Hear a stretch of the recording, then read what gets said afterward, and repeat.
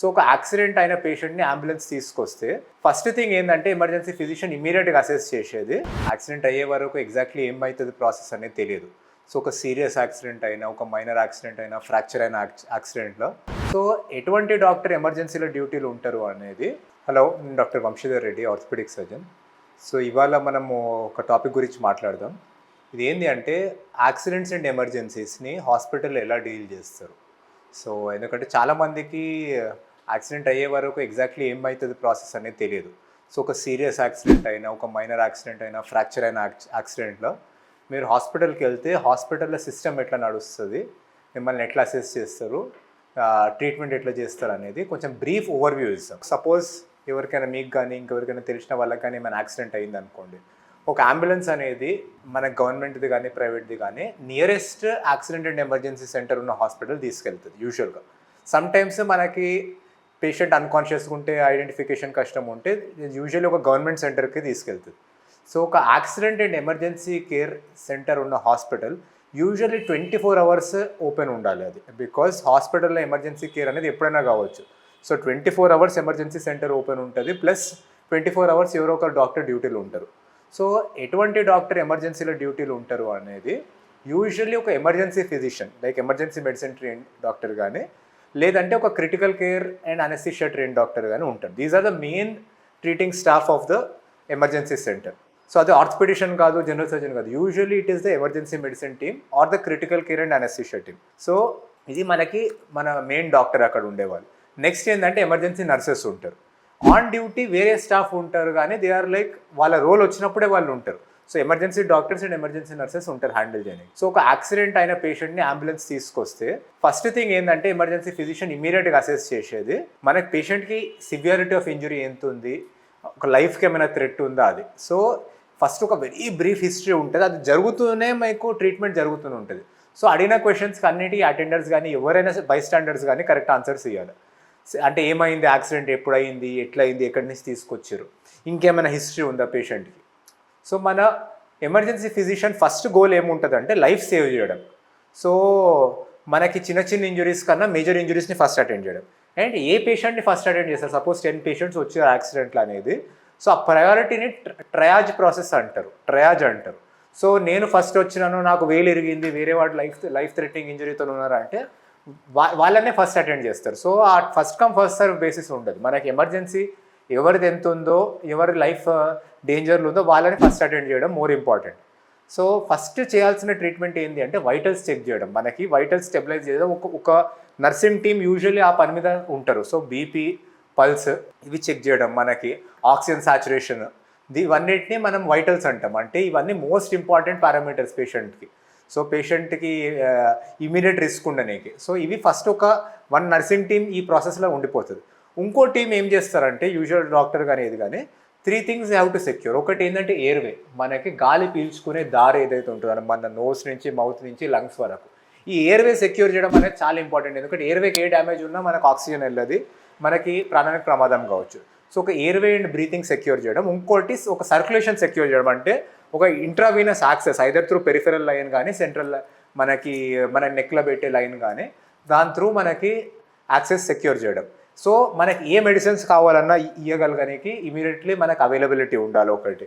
Second thing ఏంటంటే ఒకవేళ సివియర్గా బీపీ తగ్గుతున్న ఫ్లూయిడ్స్ ఇవ్వడానికి, కొన్ని రకాల ఫ్లూయిడ్స్, ఐవి ఫ్లూయిడ్స్ కానీ, లేదా బ్లడ్ ఎక్కించడానికి కానీ ఇమీడియట్ యాక్సెస్ ఉండాలి. సో దీస్ థింగ్స్ అన్నిటికన్నా ఫస్ట్ చేయాల్సిన పని మన ఎమర్జెన్సీలో. అండ్ దీస్ థింగ్స్ మన ఎమర్జెన్సీ ఫిజిషియన్ టీమ్ చూసుకుంటారు. సో ఇవి సెక్యూర్ చేసిన తర్వాత, లేదంటే ఇవి అవసరం లేదా అన్న ఒకటంటే వెరీ మైనర్ ఇంజరీ ఉంది, సపోజ్ ఒక యాంకిల్ ఫ్రాక్చర్ అయింది, వేరే ఎయిర్వే బ్రీతింగ్ సర్క్యులేషన్ నార్మల్ ఉన్నాయి, పేషెంట్ కంప్లీట్ కాన్షియస్ ఉన్నారు అంటే నెక్స్ట్ స్టెప్కి వెళ్తారు. నెక్స్ట్ స్టెప్ ఏంటి అంటే ఒక డీటెయిల్డ్ అసెస్మెంట్ ఇంజరీస్కి. సో అన్నిటికన్నా ఇంపార్టెంట్ ఇంజరీస్ ఫస్ట్ అసెస్ చేయడం. ఒకటి ఏంటంటే హెడ్ ఇంజరీ ఏమైనా ఉందా. సో మిమ్మల్ని అడిగే క్వశ్చన్స్ ఏంటి అంటే ఏమైనా లాస్ ఆఫ్ కాన్షియస్నెస్ ఉందా, స్పృహ తప్పిందా, నోస్లోకి వెళ్ళి మౌత్లోకి వెళ్ళి మన ఇయర్లోకి వెళ్ళి ఏమైనా బ్లీడింగ్ అయ్యిందా, ఏమైనా వామిటింగ్స్ అయినాయా, ఫిట్స్ వచ్చినాయా మనకి ఇంజరీ కాగానే. So head injuries are some of the most risky injuries. So ఈ హెడ్ ఇంజరీ హిస్టరీ ఒకటి, అండ్ హెడ్ ఇంజరీకి సంబంధించిన ఎగ్జామినేషన్ ఒకటి, మీ ఐస్ని ఎగ్జామిన్ చేయడం, పేషెంట్ ఎంత కాన్షియస్గా ఉన్నాడు, మన మాటకి రెస్పాండ్ అవుతున్నాడా, పెయిన్కి రెస్పాండ్ అవుతున్నాడా, దీన్ని బట్టి ఒకటి ఒక కోమా స్కేల్ అనేది ఉంటుంది, గ్లాస్గో కోమా స్కేల్ అని. దాని మీద పేషెంట్ని మనకి ఒక స్కోర్ ఇస్తారు. So patient head injury severity కోసం. సెకండ్ థింగ్ ఏంటంటే చెస్ట్ కానీ అబ్డామిన్ కానీ ఏమైనా ఇంజరీస్ ఉన్నాయా, మనకి లంగ్కి ఏమైనా దెబ్బ తాకిందా, మనకి ఆ లంగ్ బయట లేయర్స్లో ఏమైనా బ్లీడ్ అయిందా, హీమోథొరాక్స్ కానీ న్యూమోథొరాక్స్ కానీ, లేదంటే ఇంట్రా అబ్డామినల్ ఏమైనా ఇంజరీ అయిందా, వీటిని clinical examination, fast clinical examination through తెలుస్తుంది. అవసరం అనుకుంటే ఇమీడియట్లీ బెడ్ సైడ్ ఎక్స్రే కానీ, బెడ్ సైడ్ అల్ట్రాసౌండ్ అబ్డామిన్ కానీ, లేదంటే ఎమర్జెన్సీగా సిటీ స్కాన్ అనేది యూజువల్లీ కొంచెం ఫాస్ట్గా అయిపోతుంది, కానీ మన వేరే అన్ని సెక్యూర్ చేసిన తర్వాత యూజువల్లీ షిఫ్ట్ చేస్తారు. సో ఇది మనకి ఫస్ట్ చేయాల్సిన అసెస్మెంట్ ఇది. దీని తర్వాత మనకి వేరే స్పెషలిస్ట్ వస్తారు ప్లేలకి. సో హెడ్ ఇంజరీ ఉంటే న్యూరో సర్జన్ రోల్ వస్తుంది. దానికి హెడ్ ఇంజరీని ఎంత అర్జెంట్గా ట్రీట్ చేయాలి, మెడికల్గా మేనేజ్ చేయాలా, దానికి సర్జరీ అవసరం. సెకండ్ థింగ్ ఏంటి అంటే మనకి అబ్డామిన్ ఏమైనా ఇంజరీ ఉంటే, చెస్ట్ ఇంజరీ ఉంటే యూజువల్లీ జనరల్ సర్జన్ కానీ కార్డియోథొరాసిక్ సర్జన్ కానీ మేనేజ్ చేస్తారు. చెస్ట్లో బ్లీడింగ్ ఉంటే ట్యూబ్ వేయాలా ఒకటి.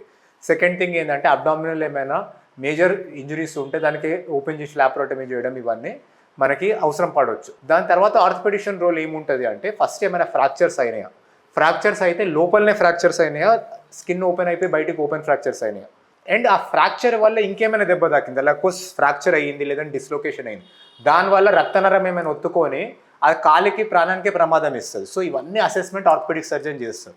సో ఫ్రాక్చర్స్కి టెంపరీ స్టెబిలైజేషన్ చేయడం ఇంపార్టెంట్ ఎమర్జెన్సీలో. సో మన పర్మనెంట్ ఫిక్సేషన్ ఎన్నిసార్లు సర్జరీ ద్వారానే అవుతుంది, కానీ ఒక టెంపరీగా ఎనీ స్ప్లింటింగ్ అంటారంటే జరగకుండా ఆపేది. సెకండ్ థింగ్ ఏమైనా మినిమం రిడక్షన్, ఒకవేళ ఏమైనా ఫ్రాక్చర్ అయిందంటే దాన్ని కొంచెం ప్లేస్లో పెట్టడం, అండ్ మనకి డెఫినెట్లీ న్యూరోవాస్కులర్ స్టేటస్ని అసెస్ చేసి దాన్ని ఐడెంటిఫై చేయడం, బ్లడ్ వెజల్స్కి ఏమైనా డ్యామేజ్ అయిందా, నర్వ్స్కి ఏమైనా డ్యామేజ్ అయిందా అని ఫ్రాక్చర్ ద్వారా, అండ్ దాన్ని కంటిన్యూస్గా మానిటర్ చేస్తుండడం. ఎందుకంటే బోన్ ఇంజురీస్ కూడా కొన్నిసార్లు ప్రాణానికి ప్రమాదం కాజ్ చేస్తాయి. థై ఫ్రాక్చర్ అయింది అనుకోండి, దానివల్ల ఫ్యాట్ ఎంబాలిజం రాగలుగుతుంది, రెస్పిరేటరీ డిస్ట్రెస్ రాగలుగుతుంది, తర్వాత వీనస్ థ్రాంబోసిస్ రాగలుగుతుంది, దాంతోనే మనకి లైఫ్కే రిస్క్ ఉంటుంది. సో ఆర్థోపెడిషన్ రోల్ ఇది ఉంటుంది. సో ఇదంతా ఒక మల్టీ స్పెషాలిటీ టీమ్ హ్యాండిల్ చేయాలి ఒక మేజర్ ఎమర్జెన్సీస్ని. సో యాక్సిడెంట్ అండ్ ఎమర్జెన్సీ సెంటర్లో ఫస్ట్ ట్రీట్ చేసేది ఎమర్జెన్సీ ఫిజిషియన్, దీని తర్వాత వేరే అందరు డాక్టర్స్ రోల్ వస్తుంది, అండ్ అప్రోప్రియేట్ ట్రీట్మెంట్ చేయాలి. సో ఫస్ట్ గోల్ ఏంటి అంటే మోర్ ఎమర్జెన్సీ థింగ్ ఫస్ట్ చేయాలి. డైరెక్ట్ ఆపరేషన్ థియేటర్ తీసుకెళ్ళమంటారు పేషెంట్స్, అట్లా కుదరదండి. ఎందుకంటే మెయిన్ చేయాల్సిన స్టెబిలైజేషన్ యూజువల్లీ ఎమర్జెన్సీ సెంటర్లోనే అవుతుంది, మనకు సర్జరీ అనేది దాని తర్వాత స్టెప్ అది. సో ఫస్ట్ ఆ ఎయిర్వే సెక్యూర్ చేయడము, సర్క్యులేషన్ సెక్యూర్ చేయడము, మనకి బ్రీతింగ్ యాక్సెస్ మెయింటైన్ చేయడము, ఇవన్నీ చేయనంత వరకు ఏ సర్జరీ చేయలేము మనం. So first step of treatment ఎమర్జెన్సీలో జరుగుతుంది.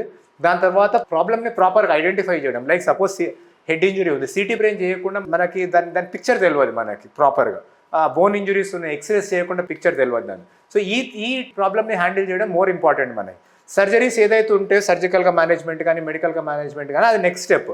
సో మనకు ఫస్ట్ ఎమర్జెన్సీ క్యాజువాలిటీ కేర్ నుంచి ఐదర్ ఐసీయూకి కానీ లేదంటే రెగ్యులర్ వార్డుకా రూమ్కా షిఫ్ట్ చేయాలనేది మనకి ఎమర్జెన్సీ ఫిజిషియన్ డిసైడ్ చేస్తారు ఆ సిచ్యువేషన్ సీరియస్నెస్ని బట్టి. సో ఇది ఒక బ్రీఫ్ ఓవర్వ్యూ మనకు యాక్సిడెంట్స్ని ఎట్లా డీల్ చేయాలని. సో మనకి ఇది జస్ట్ ఫర్ పేషెంట్ ఇన్ఫర్మేషన్ అండి. సో ఏది ఉన్నా కానీ మీరు ఎమర్జెన్సీ ఫిజిషియన్, ఎమర్జెన్సీ టీమ్ కానీ చెప్పిన ఇన్స్ట్రక్షన్స్ మీరు ప్రాపర్గా ఫాలో అవ్వాలి, వాళ్ళు అడిగిన క్వశ్చన్స్కి అన్నిటికీ ప్రాపర్ ఆన్సర్స్ ఇవ్వాలి, అండ్ మిమ్మల్ని మొత్తం అసెస్ చేసిన తర్వాత ప్రాపర్గా కౌన్సిల్ చేస్తారు. లైక్ పేషెంట్కి ఈ ప్రాబ్లం ఉంది, ఈ ప్రాబ్లం ఉందని అన్నీ మీకు డీటెయిల్గా ఎక్స్ప్లెయిన్ చేస్తారు. సో చూడకుండా చెప్పలేరు. సో మీరు వెళ్ళగానే నాకు పేషెంట్ సీరియస్ ఉందా ఏమైందని అడిగితే డాక్టర్కి కూడా క్లియర్గా తెలియదు, ఎందుకంటే ఒకసారి చెక్ చేస్తేనే తెలుస్తుంది.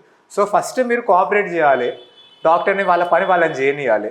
దాని తర్వాత డెఫినెట్లీ మేమే పిలిచి మీతో మాట్లాడతాం, మీకు మొత్తం సిచ్యువేషన్ ఎక్స్ప్లెయిన్ చేస్తాము ఏమేమి ఉందనేది. దాని తర్వాత ఎన్నో డిసిషన్స్ మీరు తీసుకునే అవసరం ఉంటుంది. Thank you.